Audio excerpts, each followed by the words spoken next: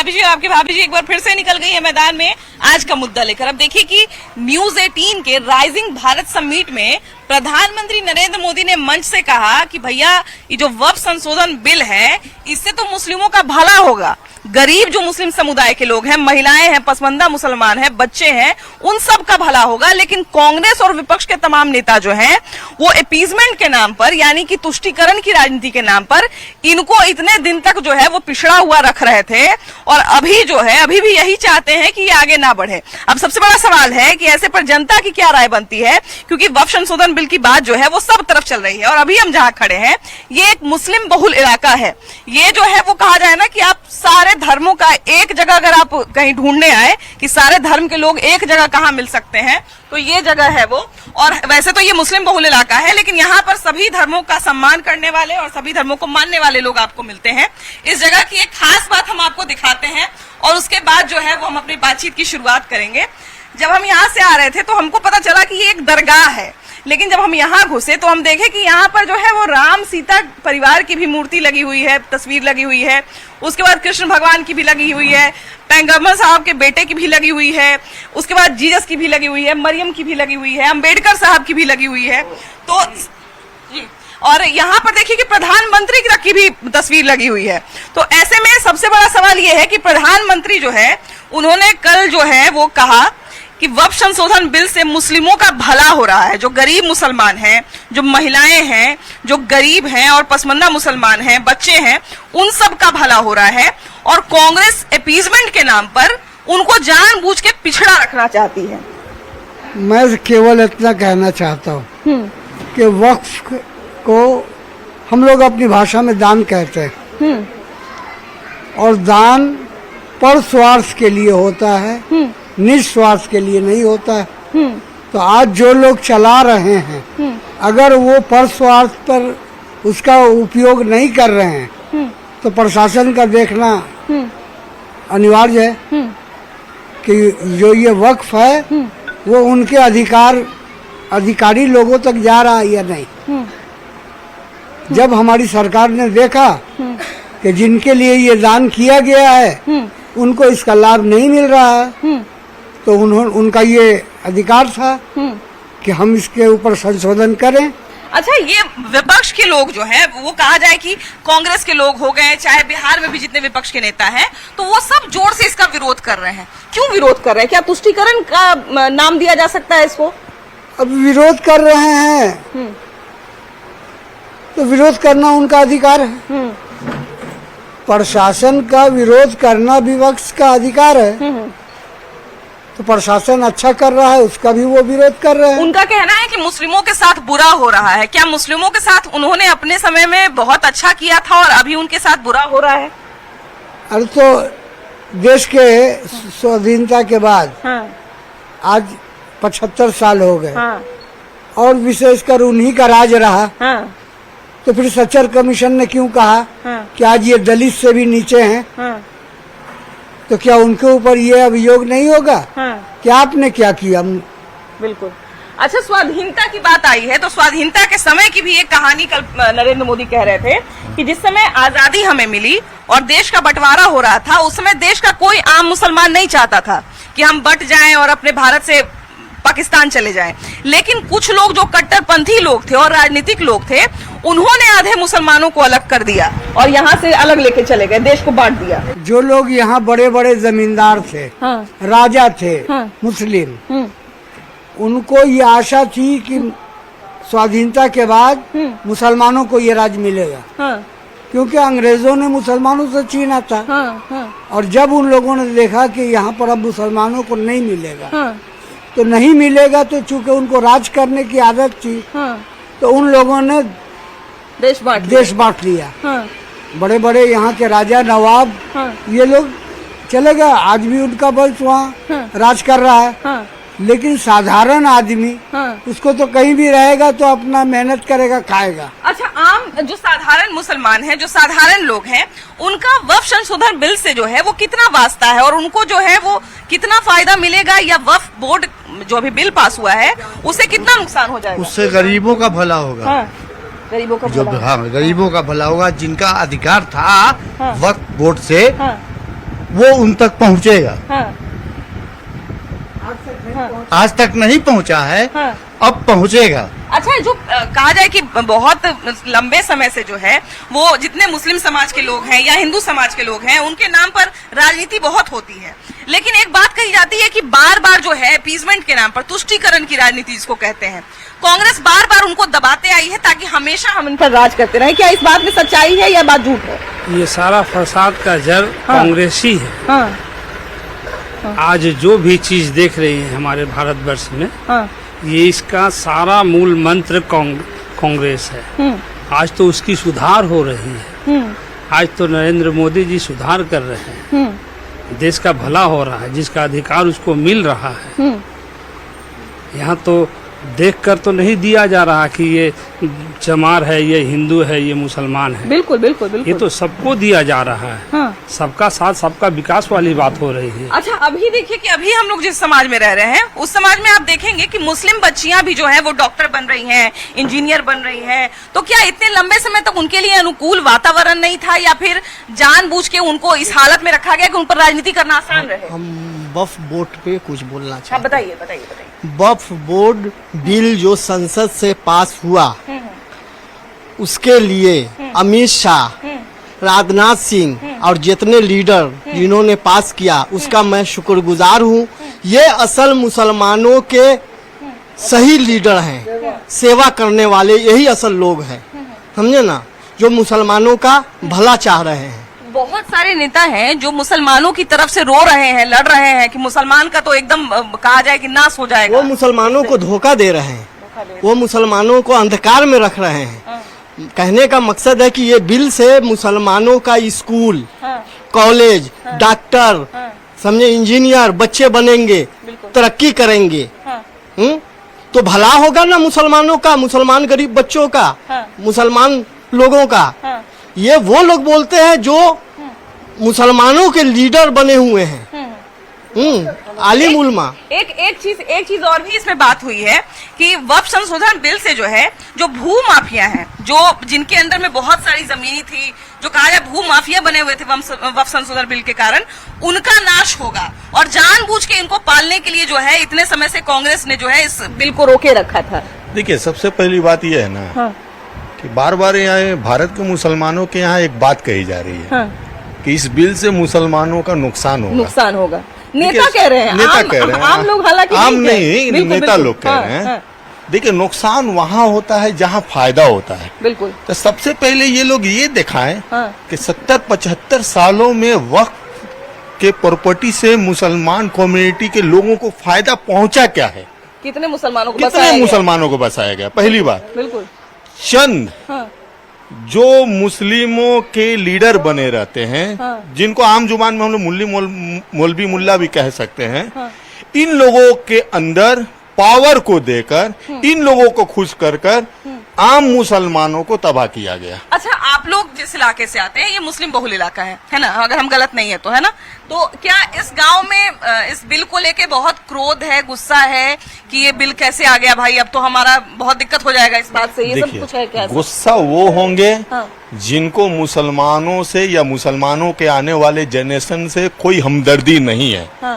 वो लोग कतई गुस्सा नहीं होंगे जो चाहते हैं कि आने वाले दिनों में मुसलमान के बच्चियां जिस तरह और जो कम्युनिटी के लोग हैं एजुकेशन के मामला में और भी तमाम के तमाम मामला में जिस तरह तरक्की कर रहे हैं, उन्नति कर रहे हैं, वो लोग भी करें। वो ऐसे मुसलमान कभी भी इस वक्फ बोर्ड की बिल को मुखालिफत या निंदा नहीं कर सकते। अच्छा, वक्फ बोर्ड जो है वो चलिए एक चीज हो सकती है, लेकिन एक और चीज भी है कि मुसलमानों को आगे बढ़ाने के लिए क्या कांग्रेस भी इतना ही प्रयास कर रही थी या फिर क्योंकि बार बार नरेंद्र मोदी आरोप लगा रहे हैं कि तुष्टीकरण के कारण जानबूझ के तुष्टीकरण किया इन्होंने, लेकिन कभी कोई भला नहीं किया, कभी इनके डेवलपमेंट पर काम नहीं किया है कांग्रेस ने या विपक्ष के नेता ने। जी, सही बात है। वक्फ बिल जो पास हुआ है, इससे हम लोग बहुत खुश हैं।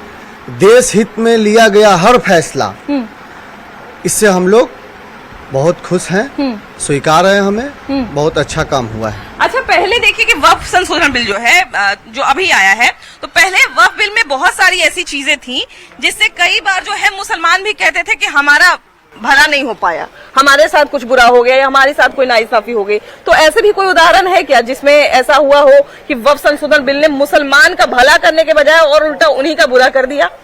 ऐसा तो देखने में नहीं आया कि मुसलमानों का वक्फ बिल के संशोधन के कारण कोई नुकसान होगा। हाँ। जो बिल में लिखा हुआ है हाँ। कि कोई अगर उस वक्फ बिल को लूट रहे थे, खा रहे थे, उसका हिसाब कुछ नहीं दिखा रहे थे मुसलमानों को, हाँ। वो इस बिल के आने से ट्रांसपेरेंसी आ जाएगी और लोग देख सकेंगे कि हाँ क्या इसमें फायदा हुआ है और कहाँ तक किनको फायदा पहुंच रहा है। बिल्कुल बिल्कुल। तो अगर मान लीजिए इतना इसमें झोल था, तो अगर ये कानून अगर बदल रहा है या आम आदमी के हिस्से में आ रहा है या फिर गरीबों के हिस्से में आ रहा है, जो पसमंदा मुसलमान है उनके हिस्से में आ रहा है, जो महिलाएं हैं उनके बच्चे हैं उनके हिस्से में आ रहा है, तो फिर इसका विपक्ष के लोग विरोध क्यों कर रहे हैं? इसको अपना रोटी सेकना है और क्या करना है।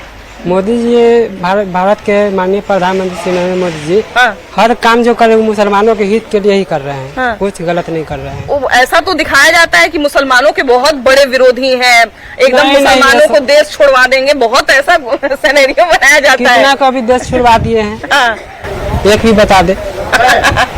है ना, एक तो बात निकलता है।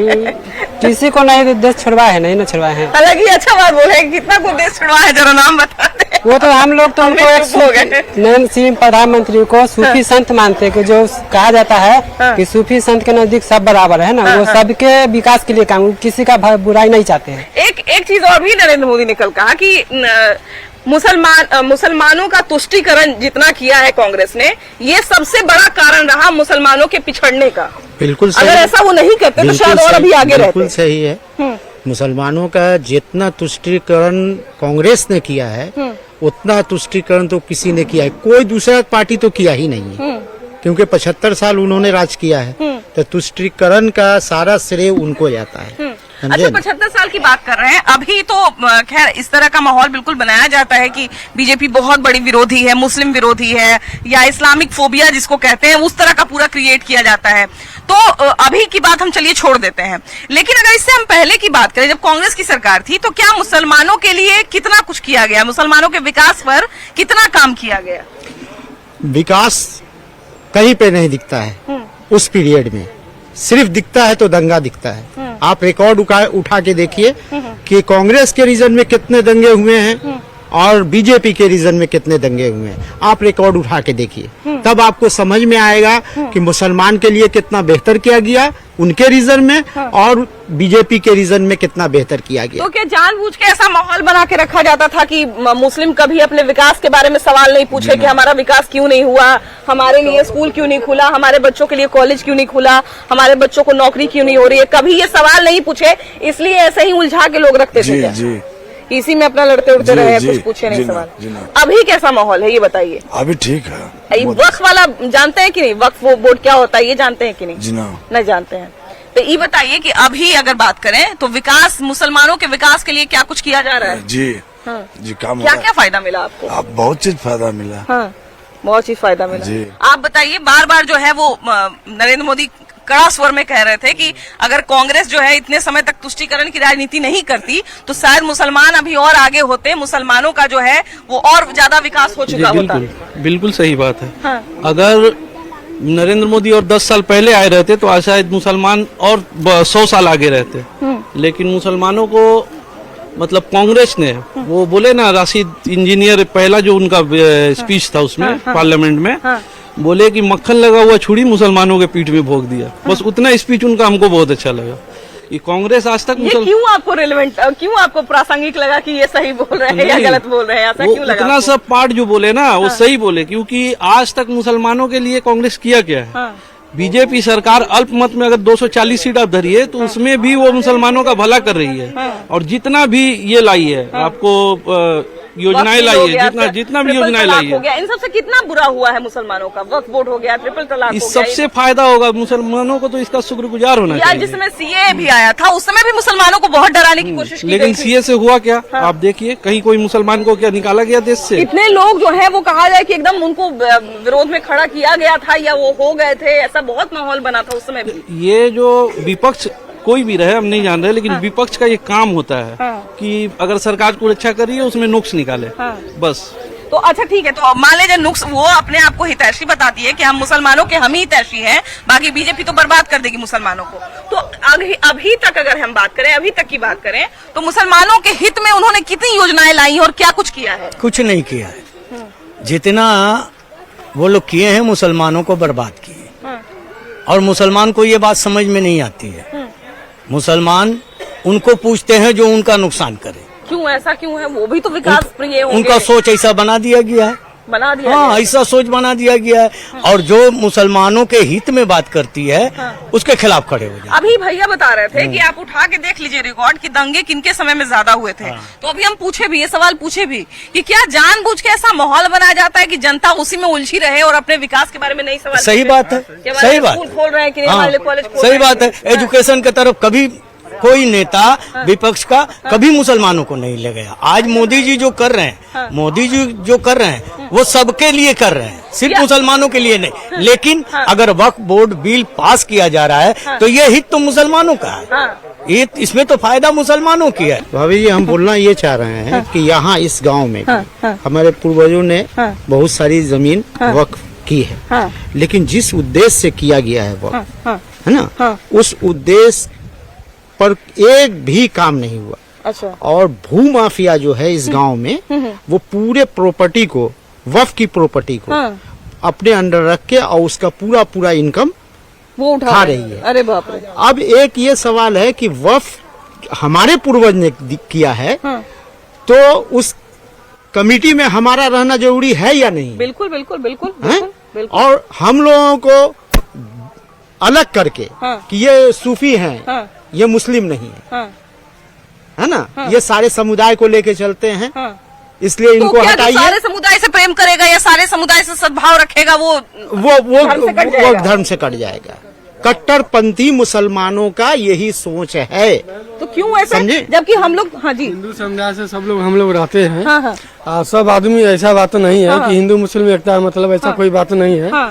लेकिन हम लोग कल भी मतलब अच्छा से हुआ, हर चीज होता है। लेकिन ऐसा कोई बात नहीं है, कोई अपने अपन में मतलब विचार विमर्श मतलब सब्जी सहमति से होता है, एक साथ रहते हैं। हाँ, एक साथ रहते हैं। तो फिर क्यों जो मुस्लिम समुदाय के कुछ लोग हैं या फिर जो विपक्ष के नेता हैं वो कहते हैं कि मुस्लिमों का भला नहीं हो रहा है, मुस्लिम को डराया जा रहा है? तो इसमें क्या है कि इनका जो है ना पूर्वजों का जमीन है, इसमें कुछ ना कुछ एहतियात कर रहा है सब लोग कि ऐसा नहीं होना चाहिए, वैसा नहीं होना चाहिए। लेकिन ये लोग सब जी हिंदू समुदाय से अच्छा, एक कमेटी की जो बात आई है, तो कमेटी में मान लीजिए आप लोग नहीं है, तो क्या आप लोग को कभी पता चला कि हाँ भाई हमने जो जमीन दान की थी उसे ये चीज किया जा रहा है, ये भला कुछ नहीं किया जा रहा है। कुछ नहीं, कुछ चंद लोग कमेटी गुप्त रूप से बना के और वो प्रॉपर्टी का पूरा इनकम अपने अंडर में रखते हैं। तो ये इस बिल से क्या इस तरह का कोई बदलाव आएगा? अब हम ये प्रधानमंत्री जी से अनुरोध करते हैं कि, और राष्ट्रपति जी से खास करके अनुरोध करते हैं कि जल्द से जल्द इसको बिल को कानूनी